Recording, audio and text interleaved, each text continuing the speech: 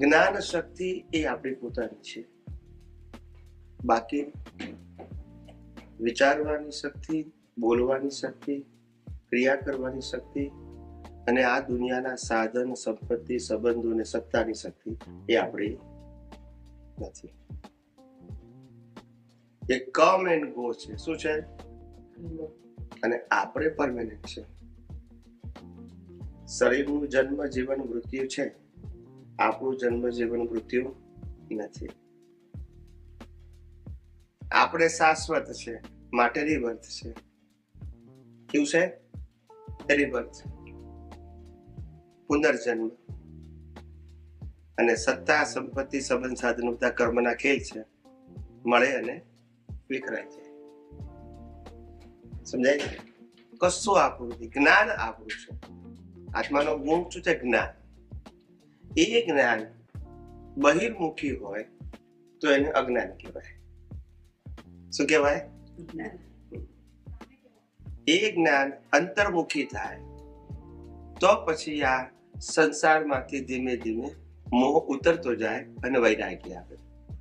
અને અંતર્મુખી થયા પછી પોતાનું બધું જ અજ્ઞાન નાશ કરી, અજ્ઞાન એટલે રિલેટિવ સત્યની વેલ્યુ ઝીરો કરી નાખે તો પછી પોતાનું સ્વાભાવિક જ્ઞાન શું છે? ખુલ્લું થઈ જાય. That is the process. એટલે વિજ્ઞાન, આધ્યાત્મ વિજ્ઞાન શું કહે છે?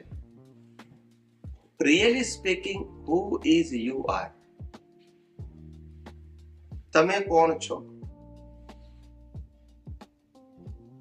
તમારી ક્ષમતા શું છે? તમારું પરમેનન્ટ સ્ટેટસ શું છે? અને તમે શું નથી?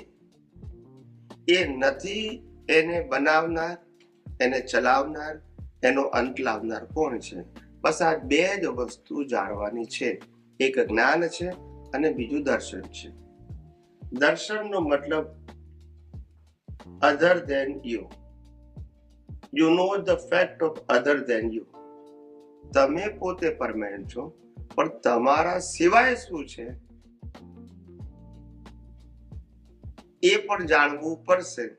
કારણ કે આપણે જે આપણું નથી, આપણે નથી એમાં જ ફસાયા છે. આપણું એ નથી અને આપણે એ નથી, બસ એમાં ફસાયા છે. અને એમાંથી નીકળવાનો એક જ રસ્તો, આપણે કોણ છે એ જાણો ને આપણે કોણ નથી એ જાણો. આપણો ક્યાં કંટ્રોલ છે અને ક્યાં કંટ્રોલ નથી એ જાણો.